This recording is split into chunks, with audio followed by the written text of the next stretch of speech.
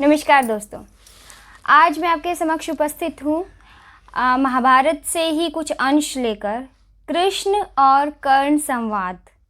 कृष्ण और कर्ण के बीच क्या बात हुई।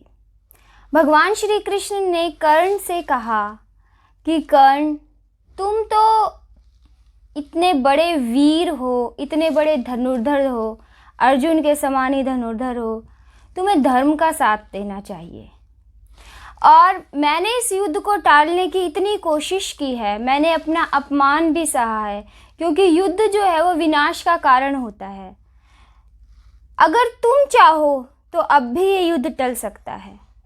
तुम्हारे ही बल के भरोसे दुर्योधन इस युद्ध को करने के लिए तत्पर है। वो जानता है कि सिर्फ तुम हो जो अर्जुन के बाणों का सामना कर सकते हो और अपने बाणों से उसे जवाब भी दे सकते हो।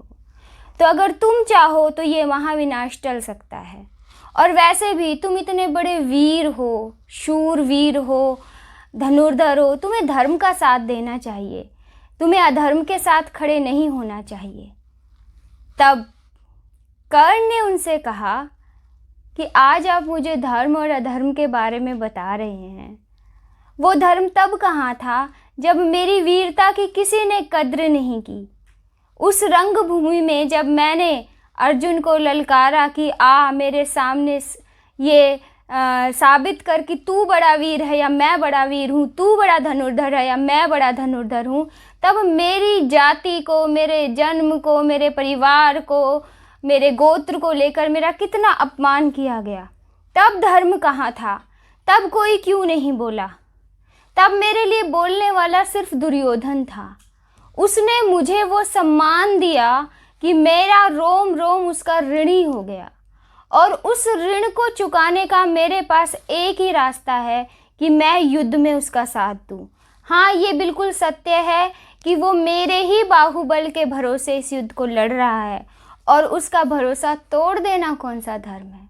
और मेरे साथ तो कभी किसी ने धर्म किया ही नहीं।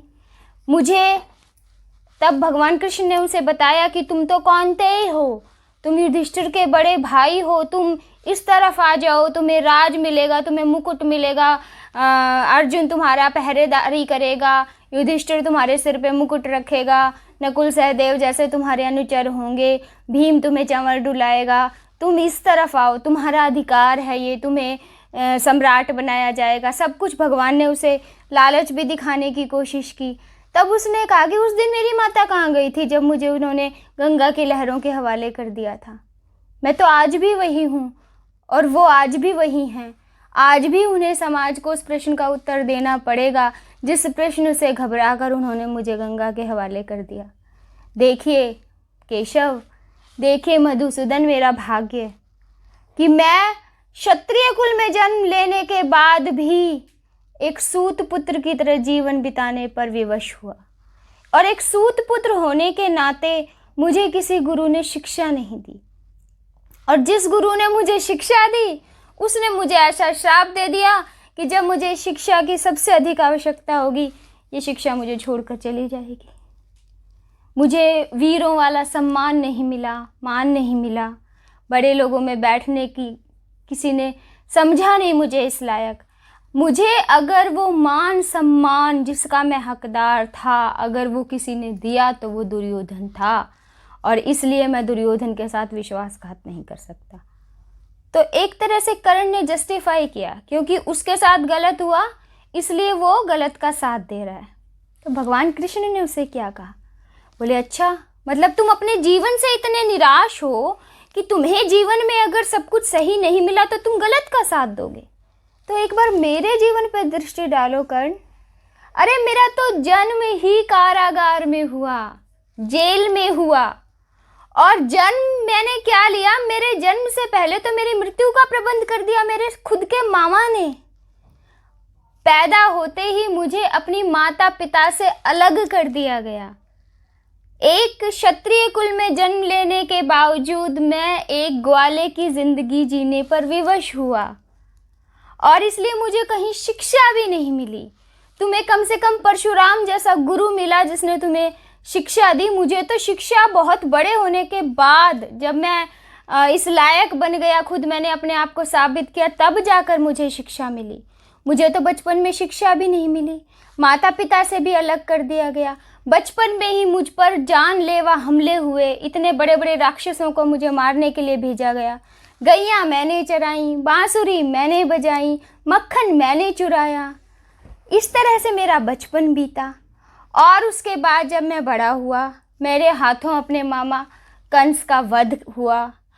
वो पापी था, उसका वध होना ही था, क्योंकि मैंने ये जस्टिफाई करने की कोशिश नहीं की कि मैं धर्म का साथ किस लिए ना दूं और अधर्म का साथ किस लिए दूं।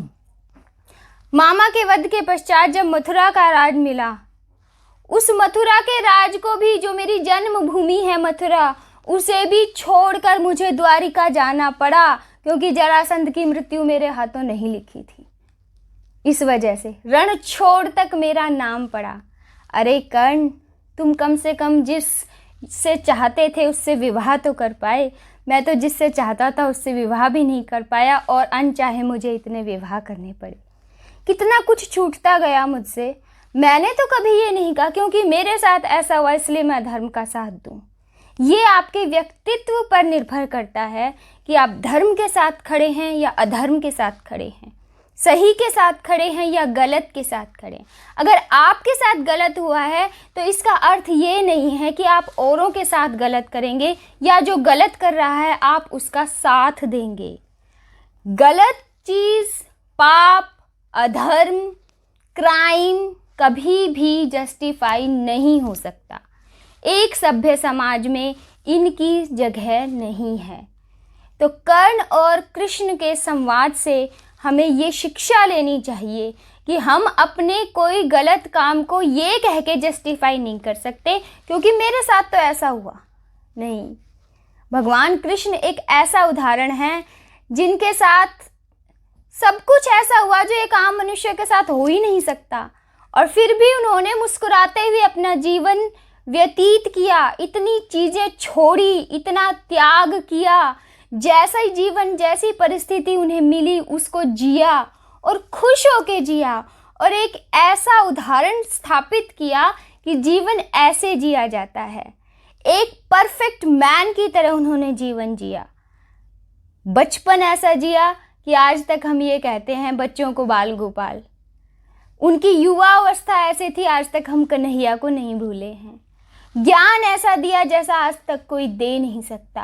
पॉलिटिक्स ऐसी सिखाई जो आज तक किसी पॉलिटिशियन को सिखा दे कि पॉलिटिक्स क्या है। युद्ध में सारथी ऐसे बने, गाइड ऐसे बने कि ऐसा उदाहरण कहीं और मिलता ही नहीं है। जीवन जीने का रास्ता सिखाया, जीवन का दर्शन कराया, और उनको देखो फिर भी सब कुछ मुस्कुराते हुए का। इसीलिए तो वो ये कह पाए कि मैं ईश्वर हूँ, मैं ही ब्रह्म हूँ। यही इंसान को इंसान बनाता है और इंसान को ब्रह्म बनाता है।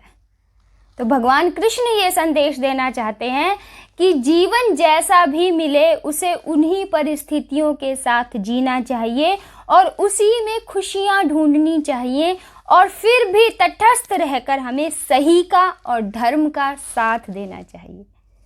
धन्यवाद।